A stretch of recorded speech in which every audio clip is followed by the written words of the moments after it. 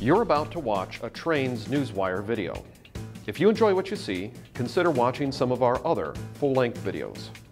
Hotspots, Horseshoe Curve, Tehachapi, Chicago Racetrack, and more. Locomotive, the video companion to our best-selling special issue. And a special collection from documentary producer Rich Luckin. All these and more are available from our website, kalmbachhobbystore.com.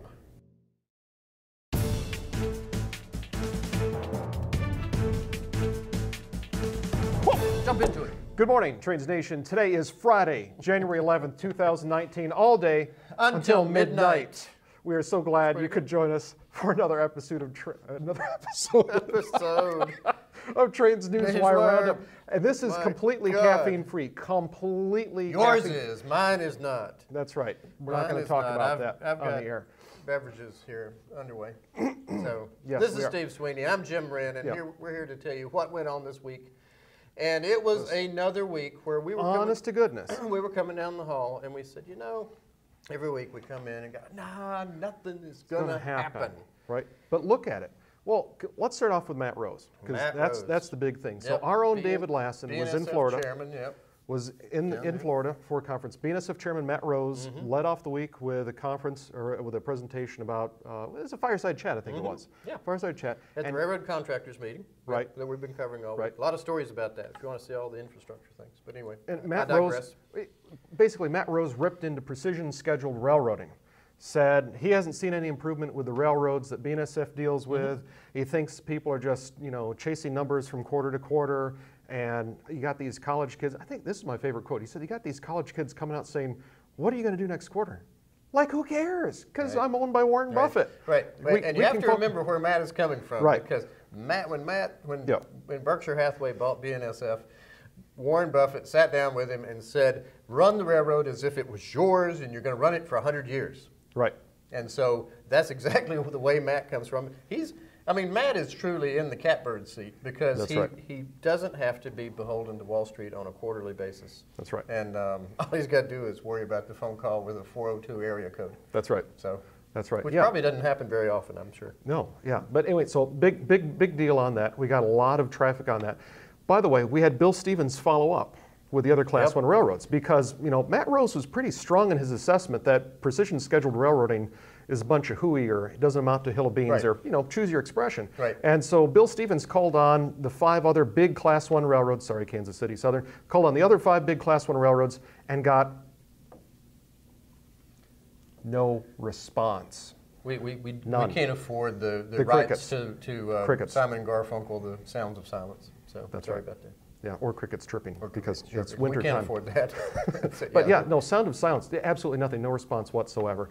And that is, just as deafening as some kind of ham-fisted or half-hearted response, which they didn't send in. So anyway, all those stories from the contractors conference, and then some. Yeah, a lot of good stuff there. Big shout out to our colleague David Lassen, who sacrificed a lot of Florida sunshine and warmth to hang out in the conference and do the reporting. So that's right. Good on David. Great reporting. And like I said, besides Matt Rose's interview, be sure and go and check out all of your favorite Class 1 railroad infrastructure stories. Metro is there to talk about its $5 billion of wants and needs that it has. All the big Class 1 railroads are there, and it's a really good overview of what they've got coming up. If you want to see what bridges, tunnels, double tracking is going to happen this year, go check them out. They're all there. It's fantastic. It's fantastic. You talked about Metro. Metro has something new that came out yesterday. I know. I wanted to go see it, and I couldn't. What's going on here? Yeah. Well, the good news is, even though Jim couldn't see it and I couldn't see it, a lot of you did. This is, of course, the Milwaukee Road Heritage Unit for Metro in Chicago, and really good looking horse. It's really good looking. Nice it's got looking. The bold. What is that? The golden brown color? What is that golden brown color's name called? You know what I mean. I don't know. Is it Omaha orange? It's not Omaha orange. I don't know. But anyway, that Milwaukee Road color. Oh, it's fantastic. We got shots from all around the city. And then they stuck the Hiawatha logo on the nose, which is just the crowning touch. So anyway, class. Very cool, Metro. You guys did a good job with that. It debuted yesterday. I'm sure it's in regular service now on Milwaukee North lines. So be on the lookout for it. It is going to be a really nice day brightener this winter. Yeah, it's going to be. It's going to be come fantastic. spring, it'll be fantastic too.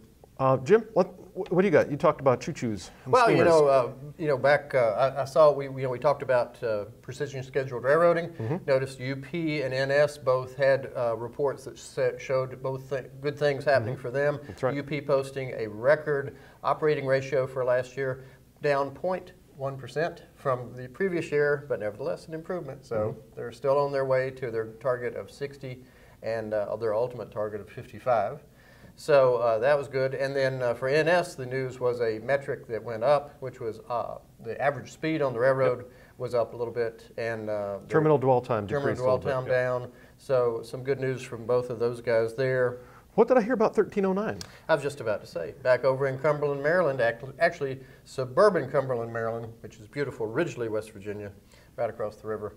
The good folks at the Western Maryland Scenic Railroad, our friend John Garner, reporting this week that they're confident enough, they see the light at the end of the tunnel for that long restoration of the C&O 2662, 1309. They were beset by funding problems, by landslide, employee theft of parts, all these things over the years, escalating cost.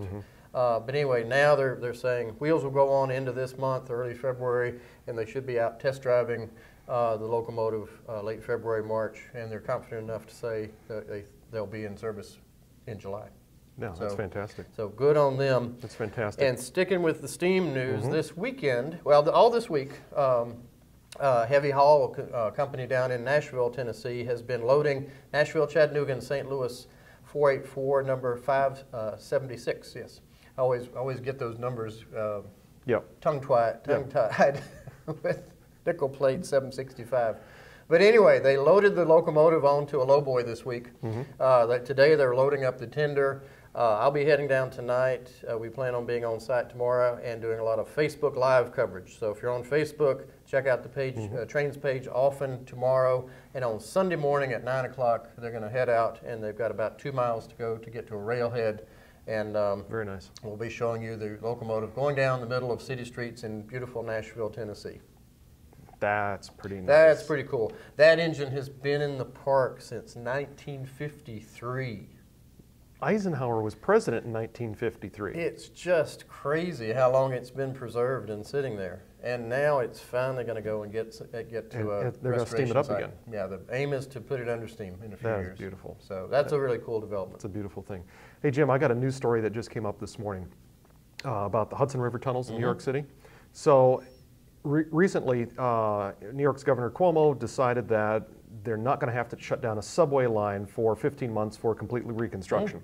Well, that prompted Amtrak's chairman Anthony Cossey to say, if New York doesn't have to shut down a subway tunnel, maybe we don't have to shut down a Hudson tunnel. Oh, no. So right now, maybe even as we speak, the battle of the tunnels. Amtrak is going back into the East River side of the Hudson River, into the East River tunnels, to go and inspect those with representatives from Cornell University and Columbia University and an expert or blue ribbon panel from the state of New York to go in and see if they could do partial shutdowns. Wow. And completely redo it. Now this is interesting because Amtrak for years change. and years and years has said that only a complete shutdown is going to be the workable solution.